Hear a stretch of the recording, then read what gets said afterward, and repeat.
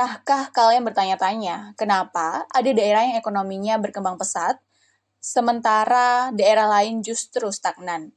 Apa yang membuat suatu wilayah bisa menjadi pusat pertumbuhan ekonomi? Jawabannya bisa ditemukan dalam teori basis ekonomi. Halo semuanya, kenalin kami dari kelompok 5. Dalam video ini, kita akan membahas mengenai teori basis, sebuah konsep dalam ekonomi regional yang menjelaskan bagaimana suatu daerah bisa tumbuh berdasarkan aktivitas ekonominya. Yuk, simak pembahasannya sampai akhir. Teori basis ekonomi merupakan salah satu teori yang digunakan untuk menjelaskan pertumbuhan regional. Teori ini menyatakan bahwa pertumbuhan suatu wilayah sangat tergantung pada kemampuan wilayah itu untuk mengekspor barang atau jasa. Jadi, dapat dikatakan bahwa kekuatan utama pertumbuhan wilayah adalah permintaan dari luar akan barang dan jasa yang dihasilkan untuk diekspor.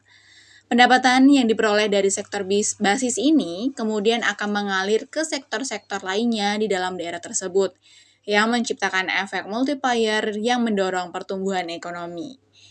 Nah, ada beberapa pengertian dan definisi menurut para ahli. Yang pertama yaitu menurut Jumianti KR 2018 yang menyatakan bahwa sektor basis perekonomian merupakan sektor primer yang berperan dalam pembangunan daerah, sedangkan sektor non-basis adalah sektor ekonomi yang tergolong sekunder dalam menentukan pembangunan daerah. Lalu, ada menurut Tarigan yang menyatakan bahwa teori basis ekonomi menyatakan bahwa tingkat pertumbuhan ekonomi suatu daerah ditentukan oleh seberapa besar peningkatan ekspor yang berasal dari daerah tersebut. Teori ini juga menyatakan bahwa ketika muncul perubahan dalam salah satu sisi aktivitas ekonomi, misalnya kenaikan dalam permintaan barang ekspor, maka akan terjadi perubahan yang lebih besar dalam produk domestik dan aktivitas perekonomian secara keseluruhan. Hal ini terjadi karena adanya perubahan pada sektor industri barang ekspor akan membawa kenaikan pendapatan bagi para pekerja di industri tersebut, yang pada akhirnya akan membawa peningkatan pada konsumsi mereka dan adanya pertumbuhan ekonomi yang maksimal. Dalam hal ini, tentunya suatu wilayah memiliki potensi ekonomi masing-masing, di mana ada 3 kriteria khusus dalam menentukan sektor ekonomi potensial. Yang pertama yaitu merupakan sektor ekonomi yang dapat menjadi sektor basis wilayah, sehingga semakin besar barang dan jasa yang dapat diekspor, maka semakin besar pula tingkat pendapatan yang diperoleh suatu wilayah. Yang kedua, memiliki kemampuan daya saing atau competitive advantage, yang dimana ia relatif baik dibanding sektor sejenis dari wilayah lain. Perkembangan sektor ini akan merangsang perkembangan sektor-sektor lain yang terkait secara langsung maupun tidak langsung, yang pada akhirnya akan memberikan dampak positif terhadap perekonomian wilayah. Yang ketiga, memiliki sumber daya yang dapat mendukung bagi pengembangannya, yang meliputi sumber daya alam dan sumber daya manusia.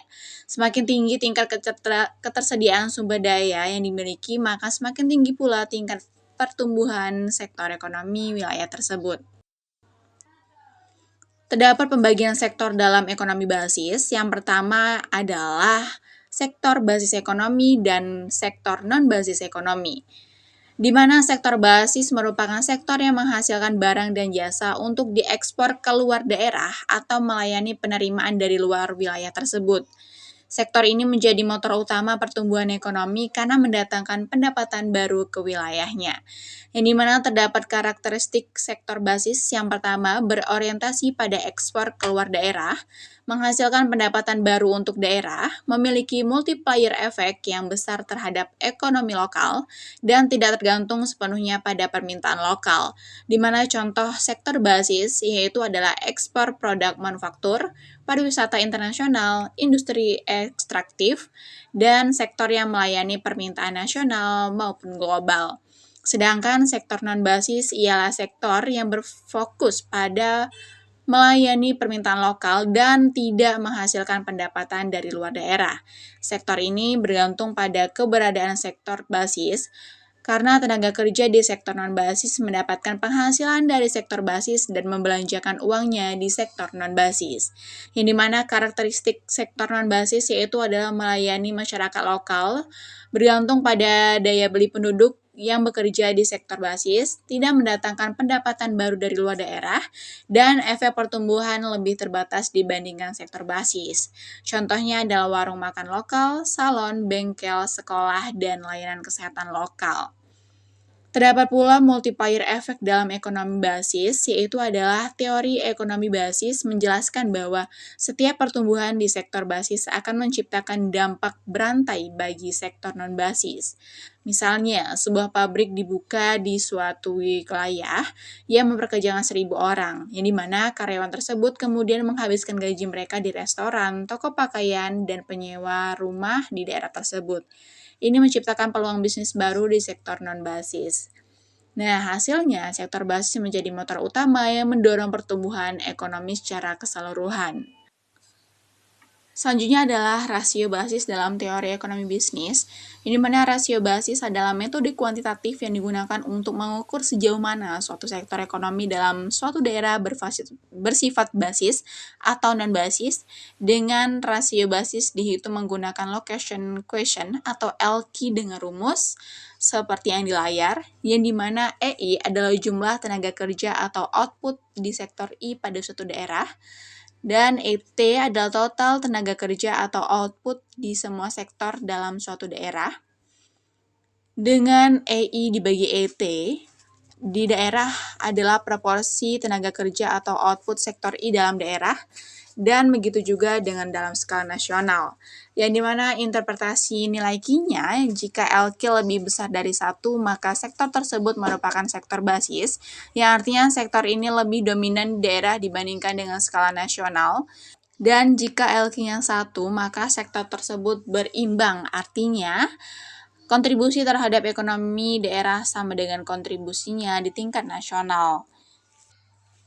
Di mana analisis location question atau LQ ini merupakan suatu cara analisis kuantitatif dengan menggunakan data PDRB untuk membandingkan kontribusi nilai tambah sektor ekonomi suatu daerah terhadap sektor ekonomi yang sama pada tingkat provinsi. Digunakan untuk mengetahui seberapa besar tingkat spesialisasi sektor basis atau unggulan dengan cara membandingkan perannya dalam perekonomian daerah tersebut dengan pelayanan kegiatan atau industri sejenis dalam perekonomian global.